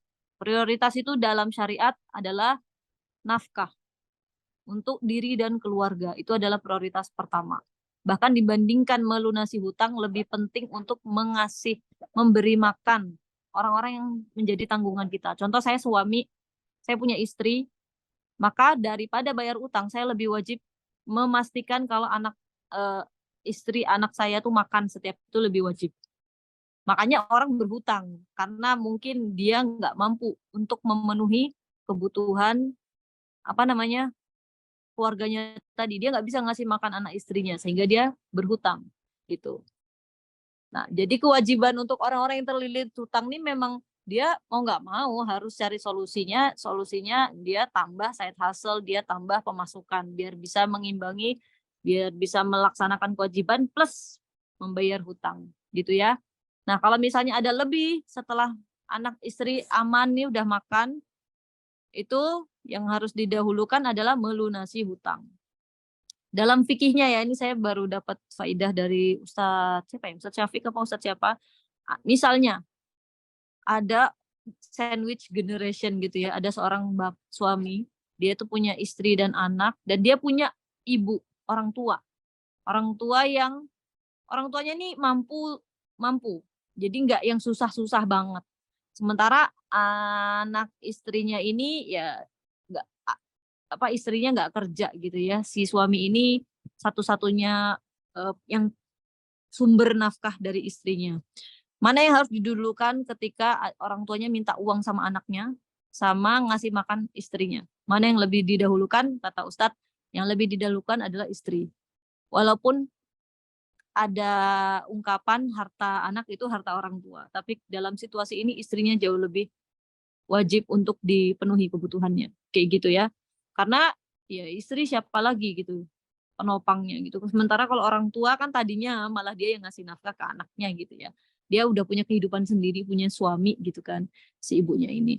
Gitu. Tapi intinya tadi fikihnya itu urutannya istri dan anak, istri dulu, terus orang baru ibu gitu ya. Dalam masalah ngasih uang gitu. Tapi kalau kayak ada cinta dan sebagainya. Nah, itu beda urusan. Ini kita ngomongin duit. Terus baru ngelunasin utang kalau ada lebih. Kemudian kalau ada utang lunas, kewajiban sudah terpenuhi, baru bisa sisanya buat beli-beli hal-hal yang lain gitu ya. Utamakan beli pengalaman, beli sesuatu yang generate revenue. Revenue itu maksudnya yang bisa ngasilin duit lagi. Contoh misalnya kita beli ilmu, beli skill, beli relasi. Misalnya beli relasi itu kita cari komunitas apa walaupun itu berbayar, tapi kita ketemu sama orang-orang yang bisa menguntungkan kita misalnya. Atau kalau saya nih, purchase the best purchase, pembelian yang tidak pernah saya sesali dan yang sampai sekarang masih generate revenue bagi saya itu adalah pembelian iPad. iPad pertama saya dan belum ganti sampai sekarang. Saya beli waktu itu harganya 6 juta apa berapa gitu ya. Tapi dari iPad ini Masya Allah ya, berkah banget, Masya Allah, tabarakallah, berkah banget. iPad ini saya bisa bikin buku, udah berapa buku yang saya tulis pakai iPad ini, udah itu kan ngasilin duit ya enggak. Terus saya ngajar pakai iPad ini, ngajar apapun, ngajar tahsin, ngajar ya kayak gini ini juga. Semua saya bikin pakai iPad. Itu tandanya berkah banget dan pembelian yang tepat gitu ya. Bandingkan saya beli laptop atau enggak MacBook harga 50-an juta misalnya, tapi toh fungsinya ternyata bisa diakomodasi oleh iPad yang harganya cuma 6 juta, murah gitu. Dan hasilnya sama gitu ya, sama-sama menghasilkan 2 buku misalnya atau enggak 5 buku gitu dan seterusnya. Kemudian dalam spending kita perhatikan yang pertama qanaah gitu ya, merasa cukup, banyak-banyak bersyukur. Alhamdulillah bisa dapat sepatu meskipun bukan Balenciaga. Alhamdulillah bisa beli jilbab walaupun bukan merek ini dan itu gitu ya. Alhamdulillah Shineware aja udah alhamdulillah. Alhamdulillah bisa umroh walaupun bukan paket-paket yang bintang 5 VIP, yang penting udah bisa umroh. Qanaah, banyak-banyak bersyukur. Terus tidak israf dan tabdzir. Ya, nanti bisa dicari sendiri. Penjelasannya ada, saya tulis di Instagram, semuanya free informasinya. Kemudian rasional, ya jangan impulsif gitu, jangan berdasarkan emosi, jangan berdasarkan dendam. Oh dulu aku nggak mampu beli coklat, sekarang aku banyak duit, pokoknya aku mau beli coklat tiap hari. Itu namanya nggak rasional gitu. Dia nggak mikirin kesehatan, dia nggak mikirin pengeluaran yang lain gitu ya, cuma dipikirin coklat doang. Nah, jadi pokoknya jangan berdasarkan emosi. Terus terukur spendingnya, ya caranya kita punya pencatatan cash flow kita. Uang masuk, uang keluar dicatat setiap hari, setiap item. Agar kita bisa mengukur, kita nih tuyul di dompet saya nih apa? Makanan kah? Jalan-jalan kah? Gitu. Itu akan terukur kalau kita punya pencatatan. Dan itu tadi jangan pakai sudah ya.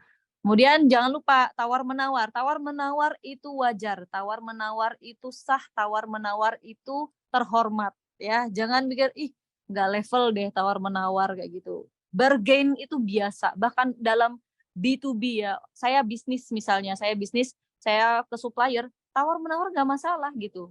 Walaupun yang saya beli itu bisnis, misalnya saya beli kain nih ke supplier, walaupun dia jauh lebih sugih, lebih tajir, melintir gitu ya, karena bisnis kain itu industrinya Masya Allah gitu kan, ya nggak masalah saya tawar-menawar sama dia gitu. Begitupun misalnya nih, amin ya, saya misalnya sugih banget, masa saya nggak boleh nawar? Nawar lah gitu. Kalau bisa murah, kenapa mahal? Gitu ya. Terus cari alternatif yang terjangkau, bisa semuanya nggak mesti diatasi dengan membeli, nggak mesti, bisa pinjem, bisa sewa, bisa thrifting. Thrifting tuh beli bekas, pre-love gitu ya. Kemudian sebelum spending, pertimbangkan cost per use-nya. Jadi kita bisa milih antara barang A sama barang B, mana yang lebih worth it dengan menghitung cost per use. Udah saya tulis juga di Instagram cara ngitungnya. Kemudian hati-hati dengan efek diderot, terjebak dengan serasi nggak serasi gitu ya. Awalnya cuma beli kursi, lama-lama kok dindingnya nggak cocok sama kursinya, akhirnya ngecat. Ternyata nggak cocok sama mejanya, beli meja. Nggak cocok ternyata sama gordennya, beli gorden. Nah, itu namanya efek diderot. Jadi belilah yang setara, yang yang sekufu, yang sesuai dengan taraf hidup kita. Pokoknya jangan beli itu yang nggak selaras gitu. Belilah yang selaras dengan kita. Emang kita gayanya sederhana, yaudah beli yang sederhana aja, nggak usah beli yang mewah-mewah gitu. Nanti semuanya harus dirubah jadi mewah. Itu ya. Ada, karena di dunia ini ada namanya biaya yang tidak terlihat. Baru muncul kalau misalnya udah punya. Contoh misalnya tadinya ngebet banget pengen beli mobil, nggak ngerti tuh. Ternyata setelah beli mobil ada yang namanya biaya maintenance, ganti oli setiap 3 bulan, maintenance setiap berapa bulan udah berapa juta, kegores dikit berapa juta, terus pajak berapa juta. Itu biaya-biaya yang tidak terlihat itu harus dipertimbangkan gitu ya, dicari tahu tuh. Pasti ada setiap pembelian, setiap purchase itu akan ada efek sampingnya, yaitu biaya yang tidak terlihat saat itu. Baru kelihatan, baru kerasa kalau kita udah punya barangnya. Gitu. Jadi banyak ya yang harus kita pertimbangkan sebelum spending dan sebagainya. Banyak banget ya sebenarnya. Ada ya, insya Allah nanti kita lengkapi kalau misalnya teman-teman ada pertanyaan, nanti saya coba jawab. Saya kembalikan ke host.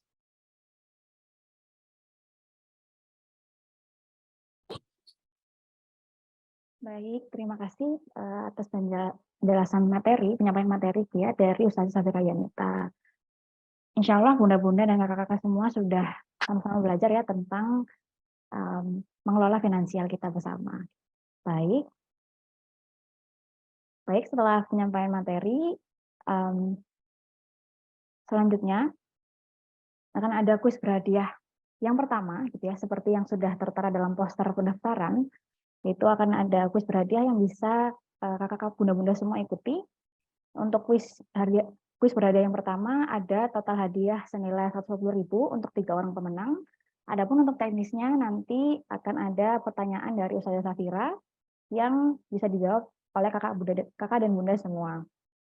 Baik, untuk pertanyaannya bisa untuk pertanyaan pertama bisa dibacakan mungkin Ustazah?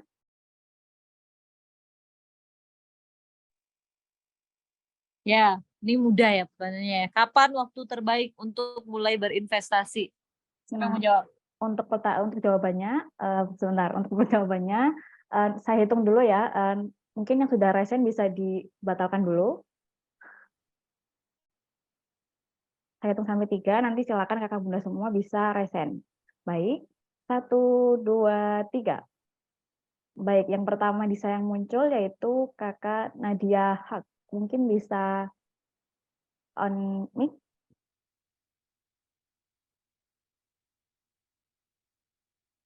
Kak Nadia. Assalamualaikum Ustazah. Waalaikumsalam. Waalaikumsalam. Kak Nadia bisa disebutkan nama, domisili, dan jawabannya ya Kak? Bismillah, nama saya Nadia Haq dari Kota Bekasi dan jawabannya adalah sekarang. Bagaimana Ustazah untuk jawabannya, apakah benar? Iya benar, tapi beneran diamalkan ya. Insya Allah, Ustazah. Masya Allah, Ya, baik. Baik, barakallah kepada Kak Nadia yang sudah berhasil menjawab pertanyaan yang pertama. Kakak panitia bisa dicatat ya untuk Kak Nadia yang sudah berhasil menjawab pertanyaan pertama. Baik, untuk yang masih resen bisa dibatalkan ya. Baik, bisa next slide. Silakan Ustazah untuk dibacakan. Kalau punya emas di tahun ini senilai 2 juta, rate kenaikan emas per tahun 17%. Berapa nilai emas yang akan kita miliki tahun depan? Jadi emasnya asalnya sama ya. Belum beli lagi nih, emasnya 2 juta tahun kemarin. Tahun depan harga emas yang kita punya jadi berapa? Baik, mungkin saya hitung lagi ya. Baik, bisa dibatalkan terlebih dahulu. Untuk Kak Ajeng bisa di... Assalamualaikum warahmatullahi wabarakatuh. Bentar ya Kak Ajeng, maksudnya diulang ya. Baik, saya hitung dulu. Baik, 1, 2, 3. Baik, di saya yang pertama ada Kak Sastika. Bisa on mic? Assalamualaikum warahmatullahi wabarakatuh. Jadi Assalamualaikum. tahun ini kita belinya senilai 2 juta. Tahun depan naik 17%, berarti 2 juta ditambah 17% dari 2 juta, yaitu 2.340.000. Ya, betul. Mudah ya. Baik. Baik, Itu selamat baru pada tahu. Kak. Belum yang tahun-tahun 5 tahun berikutnya. Ini pakai compound interest ya. Baik, Oke. untuk Kak Sastika, baik Ustazah. Untuk Kak Sastika tadi domisilinya dari mana? Dari Gresik. Dari Gresik. Baik. Barakallah, selamat kepada Kak Sastika. Baik, bisa di next untuk pertanyaan terakhir. Silakan Ustazah. Nah, ini nggak ada saya share tadi, tapi siapa tahu ada yang tahu caranya. Nanti kalau nggak ada yang bisa jawab, saya kasih tahu caranya ya. Kalau punya Baik. uang di bulan Ramadan tahun ini ya, tahun ini 100 juta. Dan dia surplus keuangannya. Setiap bulan dia bisa nabung 2 juta. Jadi nambah tuh uang tabungannya. Nggak usah mikir gajinya berapa Mbak, nggak perlu. Saya udah kasih tahu pokoknya dia nambah tabungannya 2 juta setiap bulan. Berapa zakat yang dikeluarkan Ramadan tahun depan?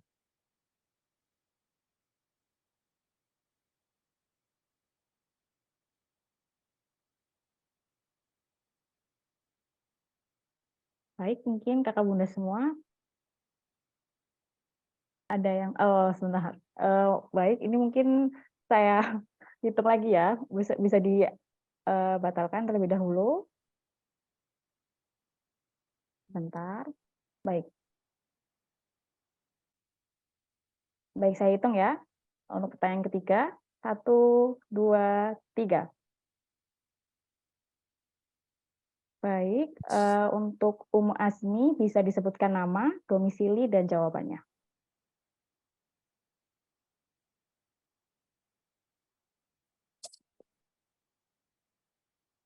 Untuk Umu Azmi bisa dijawab.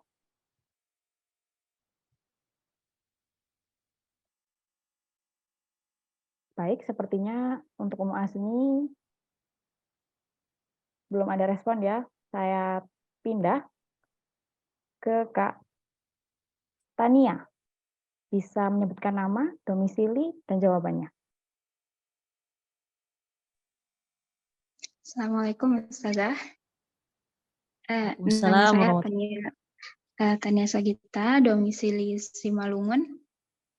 Jawabannya wabarakatuh. zakatnya 3.100.000 Ustazah. Iya, betul. 1/40 dari 124 juta ya. Iya, Ustazah. Ya, Baik. betul.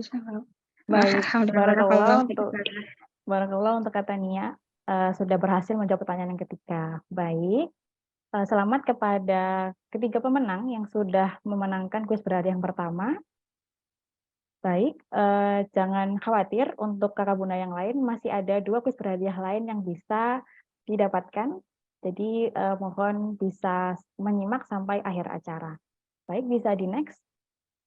Baik, kita masuk ke sesi tanya jawab. Mungkin kakak bunda semua bisa mengajukan pertanyaan melalui raise hand maupun chat gitu ya, di chat room. Baik, saya cek terlebih dahulu. Baik, ini sudah ada yang raise hand. Untuk Umu Azmi bisa menyampaikan pertanyaannya. Silahkan.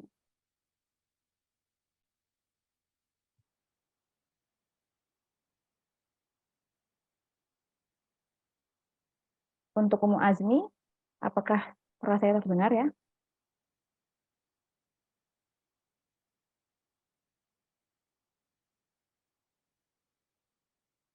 Baik, sepertinya belum ada respon.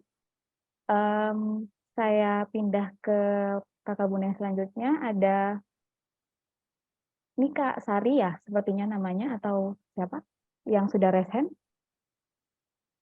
Bisa on mic? Mungkin Kak. Oh ya, silakan Kak untuk mengajukan pertanyaannya. Nah, Ustazah. Nah, Kak.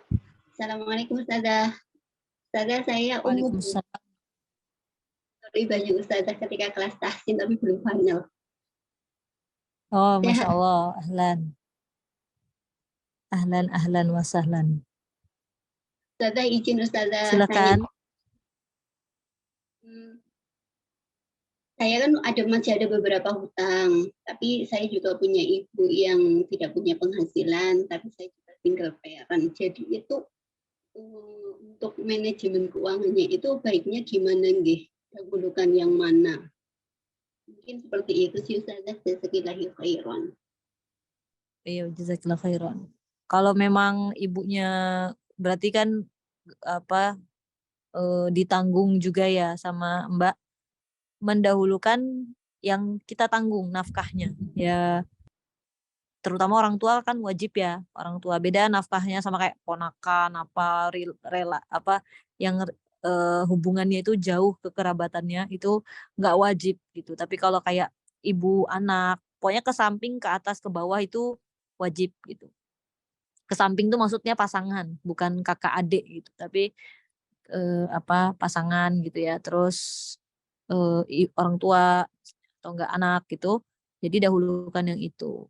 Tapi tetap biar ada solusinya, biar segera bisa terbebas dari hutang-hutang, ya kita bisa belajar gimana cara ngelola uang yang ada, bisa dioptimasi pengeluarannya. Mungkin misalnya sama-sama beli beras, tapi misalnya ada yang lebih murah dan rasanya masih enak gitu ya, pilih yang itu gitu. Misalnya dari yang kecil-kecil, misalnya beli sayur tadinya biasa di supermarket, coba beli di pasar tradisional. Itu insya Allah banyak yang bisa dioptimasi. Ada banyak ya. Pengeluaran kita tuh kan macam-macam. Atau misalnya beli apa? Misalnya tadinya anak dikasih jajan coklat misalnya setiap hari 5.000.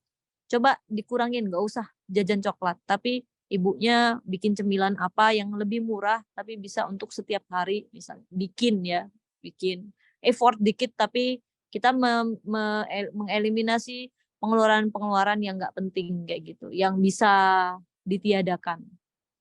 Terus nanti kelebihannya tadi bisa digunakan untuk bayar hutang dan sebagainya gitu ya. Pokoknya ada banyak solusi, nggak melulu ayo cari uang lagi, kerja lagi gitu. Siapa tahu mungkin kerjanya udah nggak kurang-kurang, seharian kerja udah kerja gitu ya. Tapi memang ternyata tuyulnya itu di pengeluaran kita. Gitu. Makanya penting pencatatan keuangan. Kita tahu yang kurang itu mana yang bisa dioptimasi dan bisa dieliminasi gitu ya. Nah, Ustazah, untuk ibunya jadi tetap nih, untuk ibu kandung saya itu tetap ada pos untuk kesana. Iya, tetap kalau misalnya beliau emang nggak mampu, tentunya apalagi udah tua misalnya masa disuruh kerja ya kan. Nah, Ustazah. Baik, untuk Kak siapa tadi ini, mohon maaf, yang barusan bertanya? Sri Umu Gendis, Kak. Untuk domisilinya dari mana, Kak? Alhamdulillah saya di Jogja, Kak. Oh ya, alhamdulillah. Baik, terima kasih Kak Sri sudah bertanya. Baik, untuk yang selanjutnya mungkin ada yang mau resen lagi, saya berikan kesempatan satu orang. Mungkin ada lagi yang mau.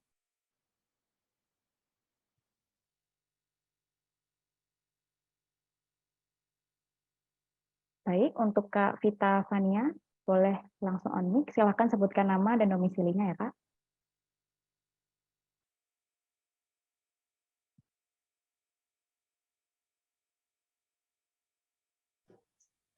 Assalamualaikum warahmatullahi wabarakatuh. Izin bertanya, Ustazah, begini. Ya. Apa ya? Semisal kita sudah mencatat pengeluaran nih, tapi qadarullah di pengeluaran tersebut tetap aja terhitung seperti boncos gitu untuk menyiasati. Misalkan kita sudah mencatat pengeluaran tapi ternyata tidak sesuai apa yang diharapkan, itu solusinya gimana ya, Zaya? Terima kasih. Ya dicari sebabnya di mana, sebab boncosnya bagian mana. Kan kita bisa ya mengklasifikasikan pengeluaran. Misalnya makanan, transport, biasanya kalau cewek itu ada hobi gitu ya, diklasifikasikan. Nah, dari situ kan dengan mengklasifikasikan kita tahu prioritas kita mana antara makan, transport, sama hobi. Pasti makan, transport dong, ya enggak? Gitu. Atau misalnya di bagian makan sama transport, pasti kita memprioritaskan makan. Dilihat tapi di dalam komponennya di makan itu, ternyata yang paling banyak itu yang mana, yang bikin boros. Ternyata di antara makan yang kita beli itu banyak Misalnya jajannya makan di luar. Berarti mulailah cari solusi, coba sekarang sering masak dibandingkan jajan di luar. Atau misalnya transport, yang tadinya sering pakai Gojek, Grab, dan sebagainya. Kenapa nggak pakai public transport? Misalnya pakai KRL, kalau Jakarta ya ada, atau pakai bis, gitu. Atau coba banyak-banyak jalan kaki gitu ya, nggak full pakai ojek gitu. Tapi bisa sedikit jalan, sedikit pakai public transport dan sebagainya.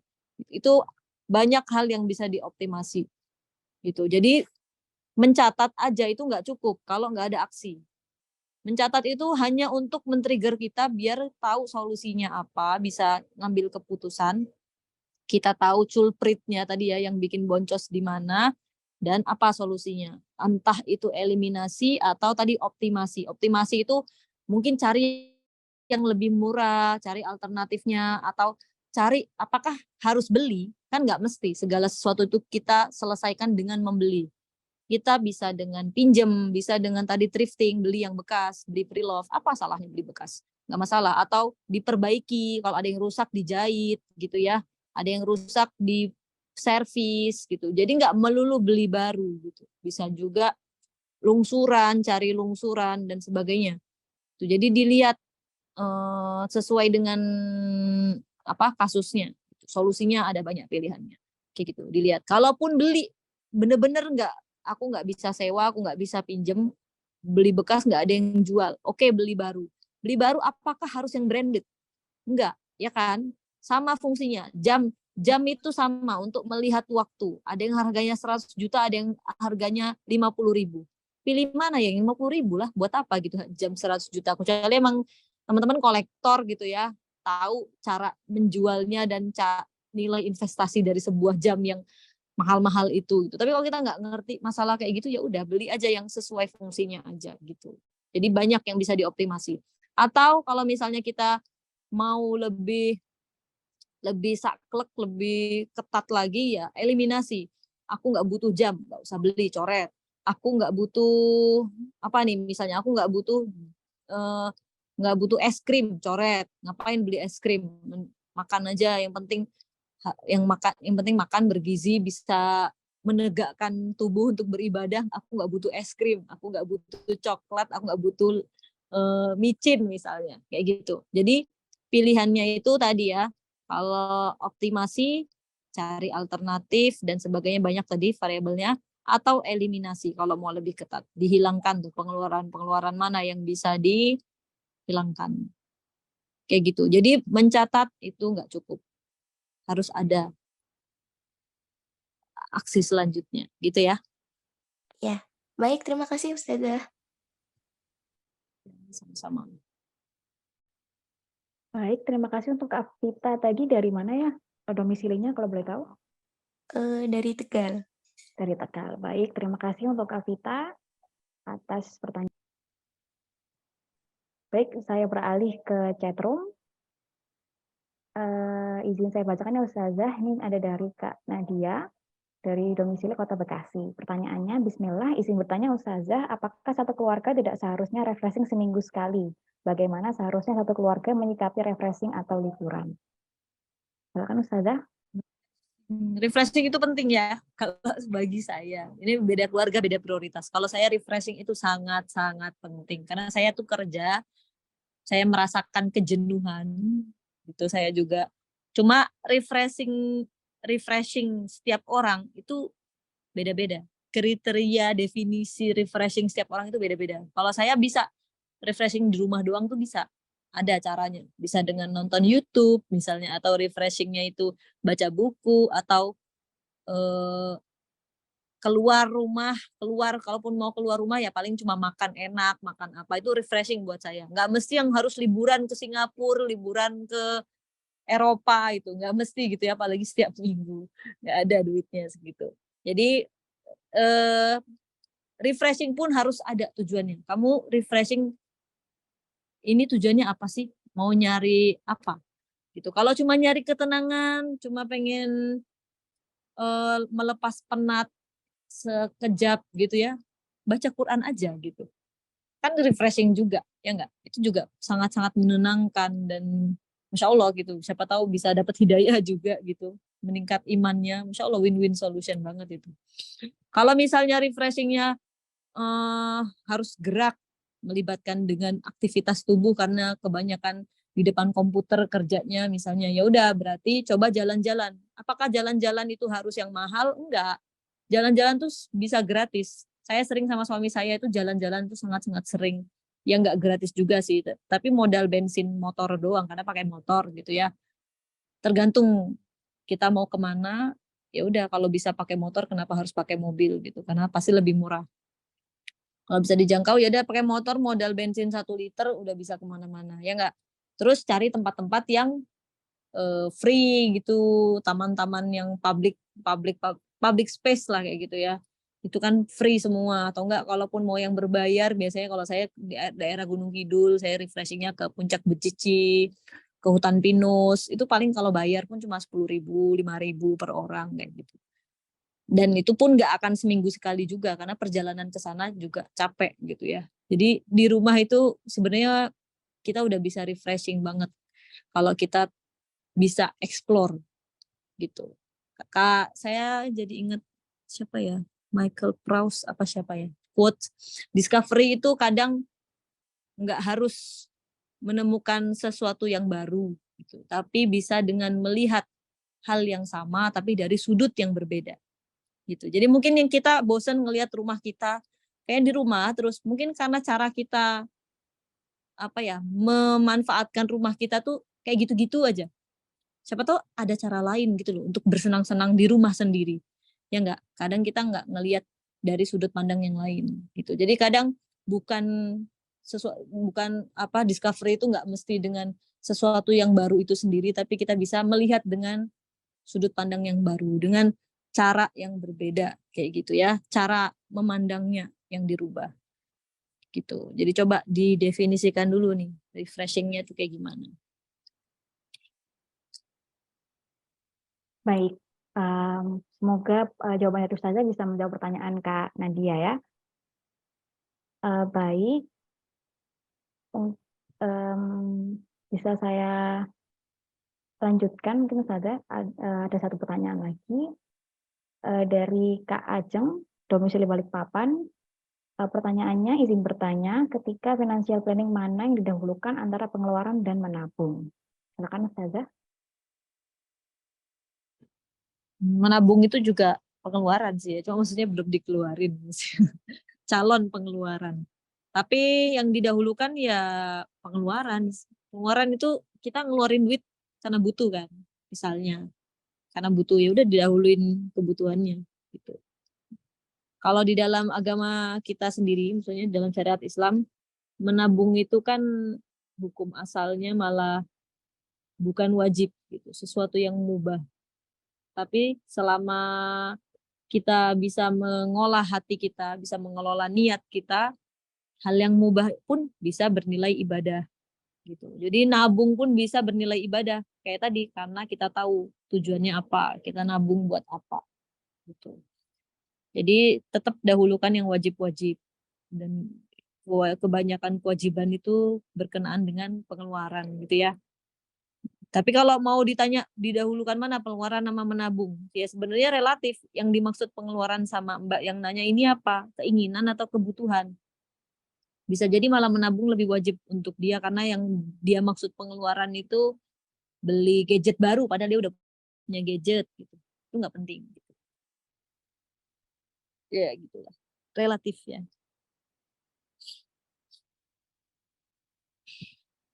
Baik, semoga jawaban dari Ustazah bisa menjawab pertanyaan dari Kak Aceng. Insya Allah jika sudah tidak ada lagi yang bertanya, akan saya akhiri untuk sesi tanya jawab kali ini.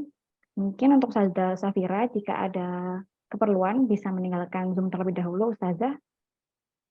Atau ya, baik Ustazah. Baik, terima kasih saya Ustazah. izin. Assalamualaikum. Waalaikumsalam warahmatullahi wabarakatuh. Jazakallahu khair Ustazah.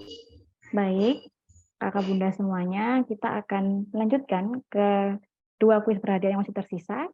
Bisa di next. Nah, berikut untuk kuis berhadiah yang kedua untuk kakak bunda semua yang belum berkesempatan di kuis berhadiah yang pertama, bisa mengikuti kuis berhadiah yang kedua, yaitu mengisi form feedback dan kuis, dan akan ada hadiah saldo untuk 3 orang terpilih. Untuk formnya bisa diisi di link yang tertera di slide dan nanti juga akan dikirim di chat room. Nah, untuk pengisian form ini maksimal kami tunggu sampai jam 7 malam ini, jam 7 waktu Indonesia Barat, jam 7 malam, jadi bisa diisi untuk kakak bunda semua yang ingin berkesempatan untuk bisa menangi kuis berhadiah yang kedua. Baik, sudah cukup jelas ya untuk kakak bunda semua kuis berhadiah yang kedua. Bisa di next. Baik, ini adalah kuis berhadiah terakhir yang bisa kakak bunda ikuti, yaitu kuis untuk share faedah ilmu. Ini cocok untuk kakak bunda yang suka bagi-bagi ilmu ketika setelah mengikuti sebuah kajian ilmu. Nah, ini adalah share faedah ilmu yang didapat hari ini melalui Instagram. Untuk ketentuannya, yaitu sudah mengisi form feedback yang sebelumnya tadi, yang di kuis berhadiah 2, kemudian sudah follow Instagram @aslahpurwater, kemudian membuat postingan berupa faedah ilmu dan kesan yang didapat saat acara berlangsung. Kesan bisa diceritakan melalui caption, ataupun juga feed. Kemudian untuk share faedah ilmu ini diupload di feed Instagram dengan tag @aslahpurwater dan juga tag akun Ustazah Safira, yaitu di @alfawaidblogspot.com. Untuk batas waktu posting, kami tunggu sampai 27 Juni 2023, dan pengumuman pemenangnya akan diumumkan tanggal 28 Juni tahun 2023. Sama seperti namanya, yaitu kuis berhadiah, akan ada hadiah senilai total 150.000 untuk 3 orang yang terpilih. Nah, bisa dipilih ya untuk kakak bunda semua ingin mengikuti kuis berhadiah yang mana. Sama-sama mendapatkan hadiah untuk 2 kuis yang masih bisa diikuti. Baik. Mungkin cukup ya untuk penjelasan dari kuis tadi. Sudah cukup jelas. Saya, Indira, dan segenap tim Aslahpurwater mengucapkan jazakumullah khairan wa barakallahu fikunna pada kakak bunda semua yang sudah mengikuti ASC 6 ini sampai akhir acara. Nah, untuk kakak bunda semua yang masih ingin terhubung dengan Aslahpurwater, bisa terhubung dengan kami secara virtual melalui Instagram, Facebook page, dan juga website yang tertera di slide yang ada di layar. Kami segenap tim Aslahpurwater mengucapkan mohon maaf atas kesalahan kata maupun perbuatan dalam ASC yang ke-6 kali ini.